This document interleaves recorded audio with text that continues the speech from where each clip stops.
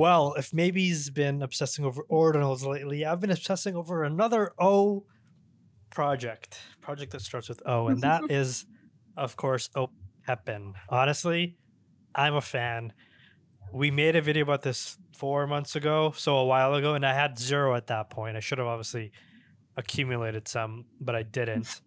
But since then, the project has taken a completely, totally different turn. Probably going to be talking more about Opepen as well because honestly, I'm having fun. It's cool. It's interesting. It's making me think. So I'm going to talk about it. People, and I'm getting DMs from some people as well that watch the show that say, "Hey, Atari, I'm into Opepen now. Like, can you tell me what's the TLDR?" So we're gonna talk about it right now. Here's the TLDR. Too long, didn't read. Opepen. Okay. All right. What the hell is going on with Opepen? This is what's going on with Opepen. Here's if you go to the website, it's called opepen.art. Okay. Now, there's all these Opepens that have been created with AI, whether it's the artist, etc. You're just seeing a bunch of them. This is the main gallery page, and I think this is infinite scroll, so you can keep scrolling. It'll just show you a bunch of different ones. But here's what you need to understand about Opepen. Opepen is it's a commentary on what's current and what's happening. So let me stop here for a second. Where Opepen started, there was a open edition for 1 hour back in January, free mint, and something like almost 16,000 were minted, and then nothing happened because Jack Butcher was focused on checks. So this is a work of Jack Butcher, Jaleel, and Traff as well. He's one of their designers that is really, really cool and does some really cool work. But as he started to go through the process of creating a PFP, the whole idea with the Opepen was it was going to be the art collector's PFP. What happened was sometime in March, week after week, we saw new updates to AI that were just blowing everything out of the water. And it's like, how do you create a PFP project when you have one of the most fundamental changes to visual art creation or visual creation in general happening? It's like you can make something on Photoshop or you can AI generate it, but even what you generate right now with AI, 6 months from now is going to look dated and old. So how do you capture something when things are so dynamic and rapidly moving? And so that's where we talked about it last. We talked about Opepen AI and how there's going to be like a way for you to like create, different Opepens, and maybe you can mint them. We don't know, but that's kind of the timeline here. But then as it proceeded, and you can see all the AI creations here, right? Like these are all done with AI with prompting, just to give it different looks. Just very cool, interesting stuff where the shape remains the same, but here's a Colosseum type building. Here's very minimalistic kind of Apple VR-esque. But what's happened since then is they revealed, let me actually go to OpenSea right now. It's cool how it works because it's called Opepen Edition. So instead of it being a traditional collection in the NFT space, works something like this. You have your NFTs, and each of them has a specific rarity and a specific image, and then the reveal happens. So the reveal happens where you see the image, and then you also see the rarity at the exact same time. So it all happens at once, right? Everybody's like, oh, when reveal happens. Okay, cool. What this is doing is it actually, the first reveal for Opepen was the rarity. So you can see here in the top right corner, you can see there's a little square or rectangle, and that denotes the rarity. And if you scroll down, you'll see there's a smaller rectangle, and then you can keep going down. There's a smaller one still. And so what these all represent is the edition size. So the least rare is 40. Let me scroll a little bit so you can see, or let me move you maybe out of the way. There you go. So you can see on the left-hand side, there's 40 Opepen. That's the lowest rarity. Then you have 20, 10, 5, 4, 1. And each Opepen collection that gets revealed has a portion of all of these together. There's going to be 40 40s. There's going to be 20 20s. There's going to be 10 10s, etc. So if I go back to the home page here and I click on sets, let me go to the very first one. So you'll see the silk screen edition was 40.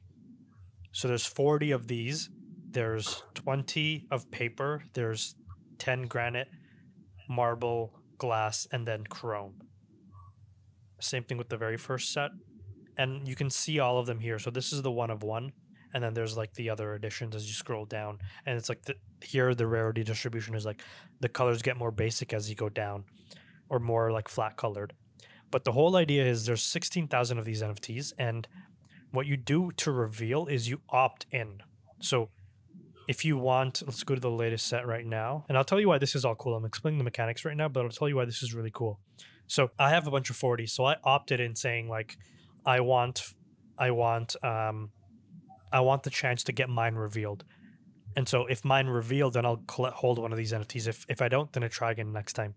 And the reason I think this is so interesting is that all of this is like a running commentary on what's happening in technology, Web3, crypto, as it's unfolding. So VVR, this set was released when Apple released their headset the same day. He created this to kind of like reflect the maybe a paradigm shifting moment, maybe an iPhone moment with what happened with iPhone.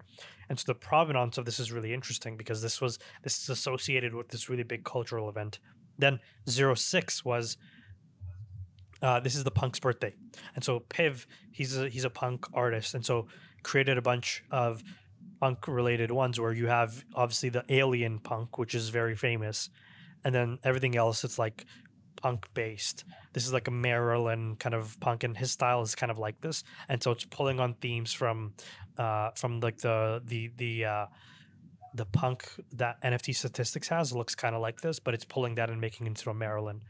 And so it's this continual unfolding of like 80 sets being revealed at a time. And the fascinating thing is that to me, it feels like this is creating this provenance that's not existed before, where you have like all of these collections like Fidenza, you have Squiggles, you have all these like art collections that even in the bear are still doing really well. For example, if I go to OpenSea and you look at Fidenza is a generative art project. People are still purchasing this well into the bear at crazy valuations like 150,000 just 17 hours ago, 150,000, etc. And what I'm realizing anyway is that with NFTs that have staying power, I think it's going to be art. I think NFTs as a medium for art is fascinating. It's not about the NFT itself, but it's about the art. It's about what the art reflects, and it's about what it's like what is it saying about the space. And so Fidenza is obviously very culturally like relevant. It was generative. It was the first of its kind. Tyler Hobbs had a platform, and so I think what Jack Butcher is doing, at least when I look at the provenance of all of this, he's doing a project that's going to take 2 years to complete, 80 editions at a time.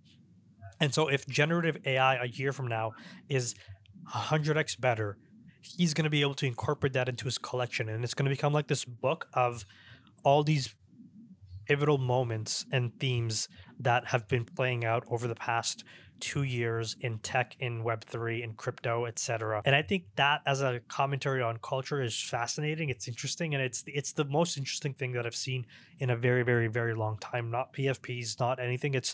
This is something that's fresh, and the mechanics around it, the people that appreciate it, it's fascinating. And it's actually like when you drill into the numbers of it all, Opepen is probably the only collection that I've seen that when it reveals, the floor goes up. So all the unrevealed, the floor is lower. And if you get a reveal, the floor is typically higher. For example, it's like, and that like, I'm not talking about that as like a investment vehicle. What I'm saying is we don't see that. And that's such an interesting, that's such an interesting phenomenon that we've never seen before. So if I go to like set 1, there's only 80 set 1. Where is it? No, release. It's just the mechanics, the way that they built this whole thing. It's so different and new that creates also this different demand for things that are revealed on, like not only even if they're revealed, but the art is so important and significant that obviously the floor is higher. I don't know. It's just such a new concept that obviously doesn't follow the previous rules that we saw in NFTs. Right. And I mean, good artists buck the trend. Great artists, buck the trend of like, you're not quote unquote allowed to do that. Like set 1 right now, somebody's selling one for 19 and then it's 24, 25, ETH, etc. Because this was like the holy grail in a sense. It's like the very first set. And so you see a lot of people rocking these PFPs from set 1. What I think is interesting is actually the latest set. This one caused a big stir. 7 was about finite. and I'm not going to get into the specifics of it, but and that was supposed to be a reflection on infinite, which is 0, 8, because 8, when you turn it sideways, looks like infinite. So like, look at the art here. These are all the different editions. What do you see? That they're not different? They're all the same. They're all the same, yeah. And I mean, the other sets aren't like that. And so this is kind of challenging that whole concept of rarity with the concept of infinity. And it's this and we talked about it on a space, and he puts it way more eloquently than I can and try to explain it. But people were like, what the hell? They're all the same. Why? And like, they were kind of feeling some emotions, and it was making you think. And that's one of the things that they said on the space, is that we want to make people think about some of these decisions that we make.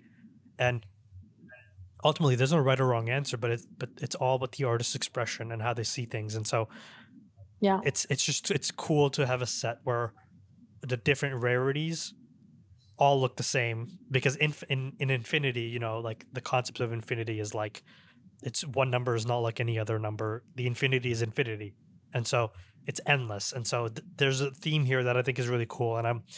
And what's cool actually is that the Twitter spaces about this, they tend to be like philosophical discussions where we kind of start talking about like these themes and ideas, and you know, what's current and what's happening. And obviously, like, this being dropped at a time when Azuki revealed a collection that looked exactly the same, there's also a depth there that they didn't directly comment on it, but you can see it was probably influenced in some way at a subconscious level. And so a lot of actually what this reminds me of is Beeple's Everydays, or not Everydays, sorry. Well, actually Everydays, but also Beeple's second one, I'm forgetting the name of it, Human One, where he said that the art's always going to change as time goes on. I think people would really benefit from tweeting out when he changes the art, because right now it's very invisible. You have to check on OpenSea to see what's changed about the art, and it's always changing if you go and check, but there's no way to like see it easily. And so it's kind of reminding me similar like themes about that as well. And so yeah, this is kind of like my little Opepen journey that I've been on, just geeking out about what's cool and what's happening and thinking. So maybe you're doing some ordinals, I'm doing some Opepen.